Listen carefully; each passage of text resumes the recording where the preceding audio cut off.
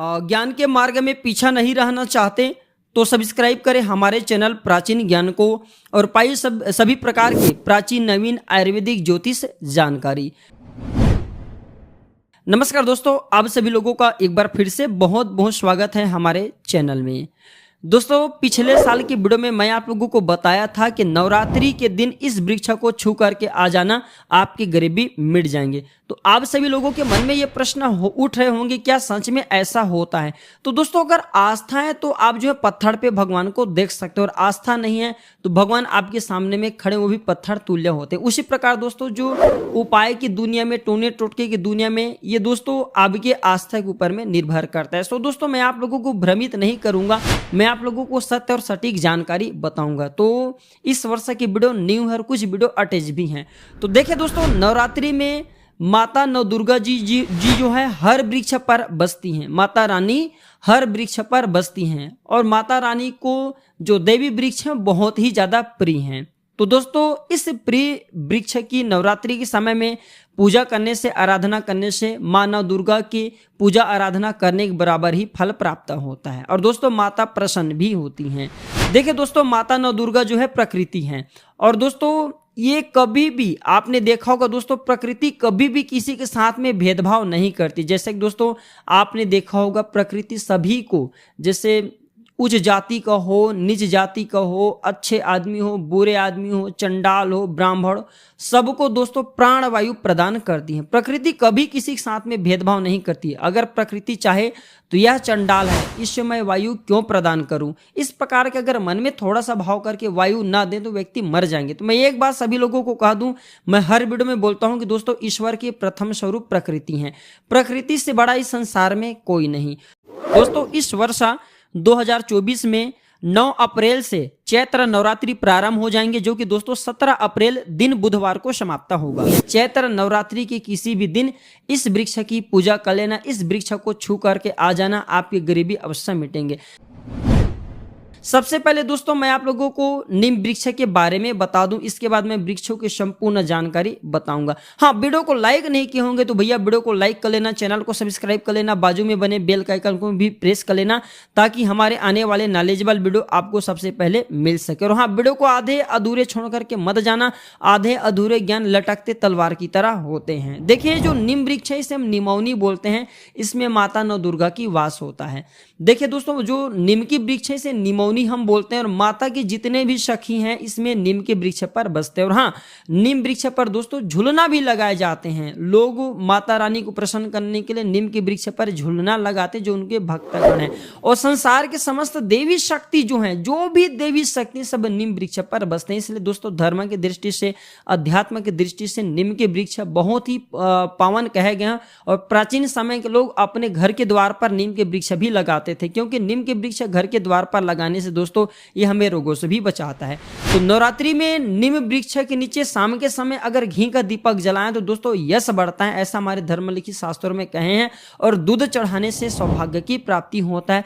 और नवरात्रि के समय में नीम के वृक्ष पर चुनरी बांधने से माँ नव दुर्गा प्रसन्न होती है, माँ शीतला प्रसन्न होती हैं। और दोस्तों, माँ दुर्गा, माँ शीतला प्रसन्न हो, ऐसे व्यक्ति के घर में धन्य धन की तेजी से बढ़ोतरी होता है। नवरात्रि में दोस्तों नीम के वृक्ष की स्पर्श करने मात्र से व्यक्ति की बीमारी मिट जाते हैं, गरीबी मिट जाते हैं, कष्ट मिट जाते हैं, परेशानी कला कलेश मिट जाते हैं, ऐसा कई लोगों को कहना है। और दोस्तों, हमारे धर्म गुरुओं का कहना है। और नवरात्रि के समय में मैं सभी लोगों को कहना चाहूंगा, जो लोग लंबे समय से बीमार पड़े हैं उन्हें जो है नीम वृक्ष को स्पर्श अवश्य कराइए, बीमारी मिटते हैं, साथ ही साथ गरीबी और कर्ज भी मिटते हैं। तो इस वीडियो में मैं कुछ और जानकारी अटैच करूं, सो वीडियो ध्यान से देखिए, आप लोगों को समझ में आएंगे। और अवश्य आप जो है दोस्तों नवरात्रि के समय में इन वृक्षों को छूना शुरू कर दीजिए, इन वृक्षों की पूजा करना शुरू कर दीजिए। अगर आपके मन में है कि गरीबी आपकी मिटे तो आपकी गरीबी अवश्य मिटेंगे।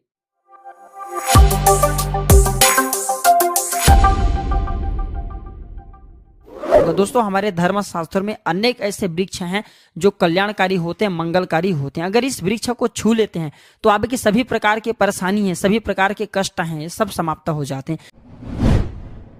चलिए मैं आप लोगों को बताना चाहूंगा कौन से वृक्ष को छूने से हमारे गरीबी मिटती है। पहले जो वृक्ष है बेल के वृक्ष, जो बेल के वृक्ष है ये वृक्ष माता पार्वती के पसीने से उत्पन्न हुआ है। स्कंद पुराण के अनुसार जो माता पार्वती हैं ये देवी स्वरूप कहे गए हैं, अर्थात ये नौ दुर्गा के स्वरूप कहे गए हैं।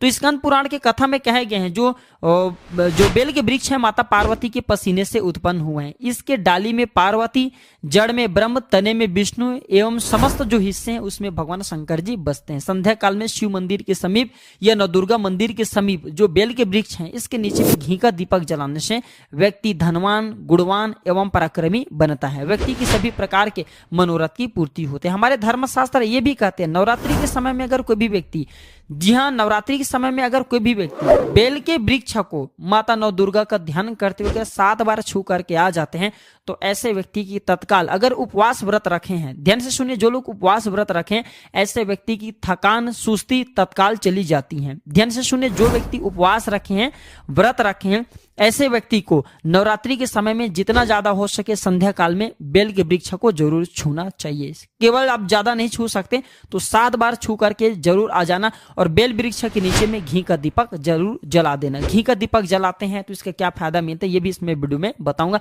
मैं सारे जानकारी वीडियो में विस्तार से बता रहा हूं, इसलिए आज का थोड़ा वीडियो बड़ी बन सकती हो सकता है 15 मिनट का वीडियो बन जाए, लेकिन अपना पूरा समय जरूर देना, क्योंकि जब हम उपवास व्रत रखते हैं तो हमारे शरीर में काफी थकान आ जाती है, हमारे शरीर में ऊर्जा का कमी होने लगता है। हालांकि हमें अध्यात्म ऊर्जा प्राप्त होता है लेकिन हमारे शरीर में ऊर्जा की कमी होने लगती है। भोजन न करने के कारण हमारे शरीर में ऊर्जा की कमी होती है और इस ऊर्जा को बरकरार रखने के लिए, इस ऊर्जा को प्राप्त करने के लिए हमें बेल वृक्ष को जरूर छूना चाहिए।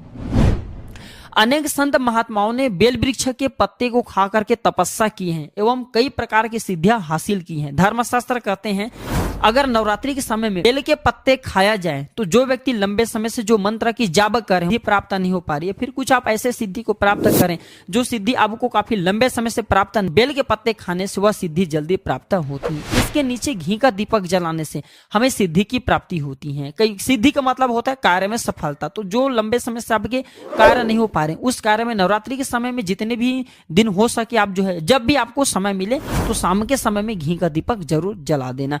और अगर कोई भी व्यक्ति नवरात्रि के समय में, ध्यान से सुनिए, अगर कोई भी व्यक्ति नवरात्रि के समय में अगर बेल वृक्ष के जड़ में दूध चढ़ाते हैं तो सभी प्रकार के व्याधि दूर होते हैं।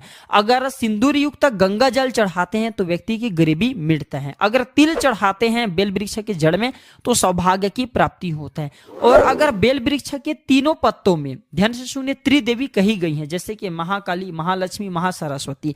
तो अगर बेल के जो 3 पत्ते हैं महालक्ष्मी, महाकाली, महासरस्वती के स्वरूप कहे गए हैं तो बेल के अगर तीनों पत्तों में एम, दूसरे पत्ते में ह्रीम और तीसरे पत्ते में क्लीम, तो इस प्रकार बेल के तीनों पत्ते में एम, ह्रीम, क्लीम लिख करके अगर मां नौ दुर्गा को सिंदूर से लिख करके चढ़ाना होता है, सिंदूर से लिख करके चढ़ाया जाए तो तत्काल उसी समय मनोकामना की पूर्ति होती है, कार्य में सफलता मिलती है। कोई लंबे समय से आपकी मनोकामना हो, आप चाहते हैं वो मनोकामना पूर्ण हो जाए तो ये उपाय अवश्य करिएगा।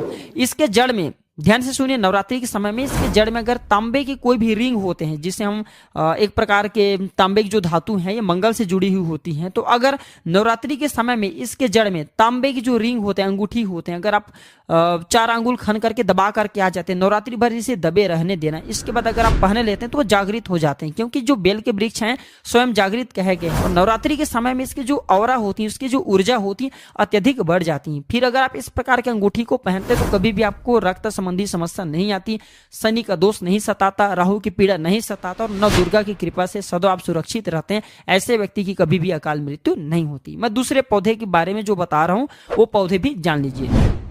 मैं जो दूसरे पौधे के बारे में बता रहा हूं ये समी के वृक्ष हैं।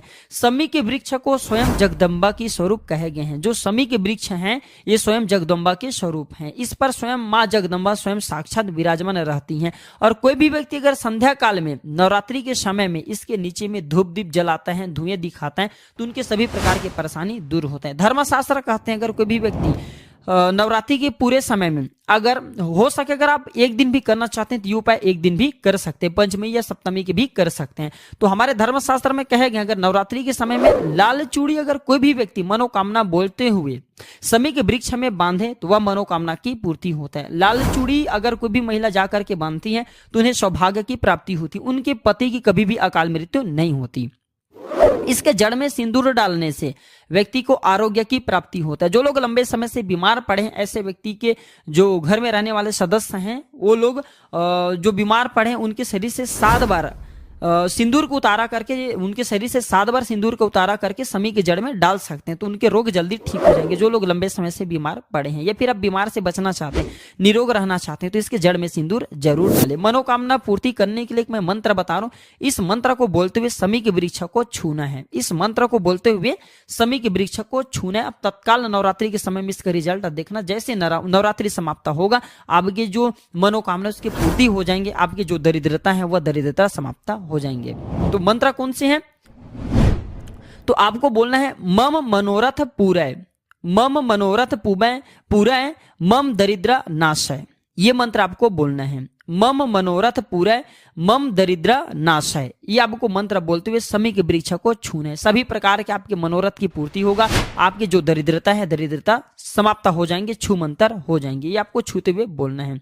आप चाहते हो तो नवरात्रि के समय में मौली धागे भी समी के वृक्ष पर बांध सकते हैं। अधिकतर लोग मौली धागे बांधते हैं। मौली धागे बांधने से माता रानी अब से बंध जाती हैं। कहने का मतलब है कि माता रानी आजीवन अब को साथ देती हैं, आपके हर कदम में मार्गदर्शन करती हैं। इसके जड़ का मिट्टी ला करके, ध्यान से सुनिए, नवरात्रि के समय में अगर आप जो नव दुर्गा की उपवास नहीं कर पा रहे हैं, व्रत नहीं कर पा रहे किसी कारणवश, तो केवल इसके जड़ की मिट्टी ला करके नवरात्रि के समय में स्नान करने से व्यक्ति के भाग्य उदय हो जाते हैं, व्यक्ति के भाग्य चमक जाते हैं, व्यक्ति की जो फूटी किस्मत होती है वो भी चमक जाते हैं। आप में से अधिकतर लोग बोलते हैं ना, गुरुजी हमसे लक्ष्मी नाराज हो चुके हैं, लक्ष्मी हमारे घर में आना ही बंद कर चुकी है। तो आप चाहते हैं कि लक्ष्मी की कृपा प्राप्त हो जाए, तो नित्य नवरात्रि के समय में इनके मिट्टी को ला करके नवरात्रि के समय में स्नान करना शुरू कर दीजिए। नहाने वाले पानी में डाल करके स्नान करना शुरू कर दीजिए। आपके शरीर से दोष दूर हो जाएंगे, आपके शरीर से किसी भी प्रकार की पीड़ा है, नकारात्मकता शक्ति आपके शरीर में प्रवेश कर गए हैं, वो भी समाप्त हो जाएंगे।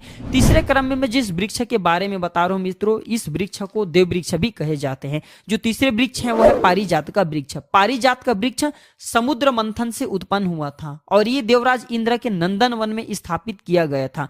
पारिजात वृक्ष भगवान कृष्ण ने मानव जन कल्याण के लिए धरती लोक पर लाए थे। जो पारिजात का वृक्ष है इसे भी लक्ष्मी का स्वरूप कहे गए हैं, क्योंकि ये माता लक्ष्मी भी समुद्र से उत्पन्न हुई है और पारिजात की वृक्ष भी समुद्र से उत्पन्न हुई, इस नाते ये माता लक्ष्मी की बहन कही जाती है। तो ऐसा माना जाता है कि कोई भी मनुष्य, उनके शरीर में कितना भी ज्यादा थकान हो, कितना भी पीड़ा हो, जैसे कि नवरात्रि के अगर आप व्रत रख रहे हैं, व्रत के दौरान अगर आपके शरीर में थकान है, पीड़ा है, तो पारिजात के वृक्ष को शाम के समय में छू करके जरूर आ जाना। आप चाहते हो तो नवरात्रि के किसी भी टाइम में आपको टाइम मिले, उस समय में जा करके इसके वृक्ष को छू सकते हैं। इसके वृक्ष को छूते ही तत्काल शरीर से पीड़ा है, जो थकान है, सुस्ती है, कमजोरियों समाप्त हो जाती है। इस वृक्ष के नीचे में अगर नवरात्रि के समय में घी का दीपक जलाया जाए, चुटकी भर सिंदूर अगर इसके जड़ में डाला जाए, तो सभी प्रकार के मनोकामना की पूर्ति होती है। लेकिन आपको प्रार्थना जरूर करना है कि हे पारिजात वृक्ष, आप देवी स्वरूप कहे जाते हैं, आप हमारे सभी प्रकार के पीड़ा को दूर करें। ग्रह दोष हैं, पितृ दोष हैं, लक्ष्मी दोष हैं, इसे आप समाप्त करें। लक्ष्मी स्वयं आपकी बहन है, माता लक्ष्मी का हमारे जीवन में प्रवेश कर जाए, इस प्रकार के आप हमें आशीर्वाद प्रदान करें। इस प्रकार से आप इनसे जो है मनोकामना बोल सकते हैं, मनोरथ बोल सकते हैं। ये लक्ष्मी की बहन कही गई है क्योंकि समुद्र मंथन से उत्पन्न हुआ है।